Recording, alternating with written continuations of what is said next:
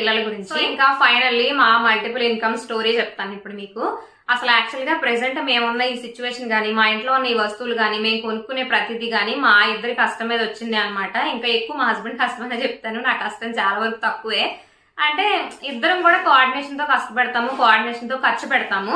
Mainly coordination తో save చేస్తామని చెప్పాలి. ఆయన ఎటువంటి అదర్ ఖర్చులు చేయరు, అండ్ నేను కూడా ఆయనకి చెప్పకుండా పావుల కూడా ఖర్చు పెట్టను అనమాట. సో మా ఇద్దరు కోఆర్డినేషన్ అలా ఉంటది. ఏం చేయాలనుకున్నా మాట్లాడుకుంటాము, 1-10 సార్లు ఆలోచించి ప్రతి రూపాయి ఖర్చు పెడతాము.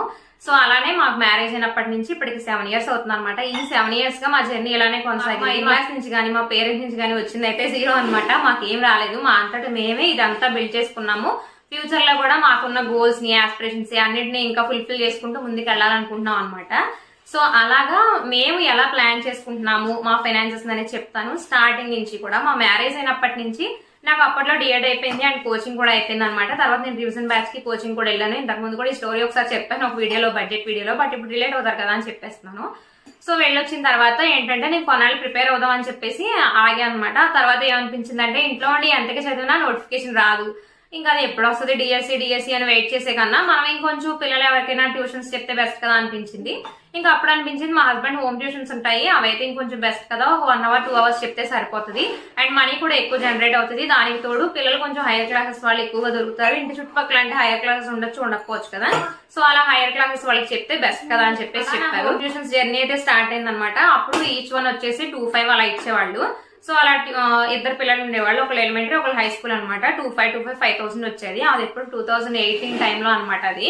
సో అలాగా ఒక 2 ట్యూషన్స్ చెప్పేదాన్ని, 1.5 hour అన్నట్టు. ఆ తర్వాత నేను న్యూస్ లో జాయిన్ అయ్యాను అనమాట. న్యూస్ లో కూడా అవర్లీ బేసే, జస్ట్ సాయంత్రం 1 గంట నేను 3:30కి అలా వెళ్తే 4:30 కల్లా నా న్యూస్ అంతా కంప్లీట్ అయిపోయింది. సో అది కూడా ఒక 1 hour సంపాదన అన్నట్టు. మంత్లీ శాలరీ వెళ్ళండి, జస్ట్ డేలో 1 hour వెళ్తే చాలు. అండ్ దానికి తోడు ఇంకొక ట్యూషన్ సెంటర్ రన్ చేసేవాళ్ళం మేము, నేను మా హస్బెండ్ కలిసి. సో అందులో కూడా ఒక 10 to 15 members పిల్లలు వచ్చేవాళ్ళు. సో అలా అనమాట. అది కొన్నాళ్ళు ఇన్కమ్. అలా మా హస్బెండ్ స్కూల్, ఆయన కూడా న్యూస్ లో వర్క్ చేశారు. అలాగే ఆయన కూడా హోమ్ ట్యూషన్ చెప్పేవాళ్ళు, నేను హోమ్ ట్యూషన్ అలాగే న్యూస్, దానికి తోడు ట్యూషన్ సెంటర్ అనమాట. అలా ఇద్దరం టైం మేనేజ్ చేసుకుని అవర్లీ బేస్ గా వెళ్లేది.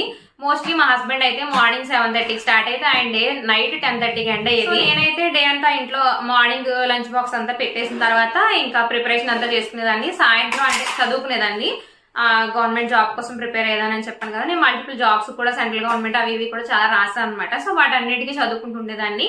ఇంకా ఈవినింగ్ 3:30కి అంటే 3 o'clockకి అలా స్టార్ట్ అయ్యేదాన్ని అనమాట. 3:30కి అలా స్టార్ట్ అయితే ఇక నాకు 5 కల్లా మాక్సిమం న్యూస్ అయిపోయేది. ఒక్కొక్కసారి 3:30కి బయలుదేరేదాన్ని, ఒకసారి 3 బయలుదేరేదాన్ని. సో తర్వాత ఏమో హోమ్ ట్యూషన్, ఆ తర్వాత ఏమో ట్యూషన్ సెంటర్కి మా హస్బెండ్ వచ్చి తీసుకెళ్లేవాళ్ళు. సో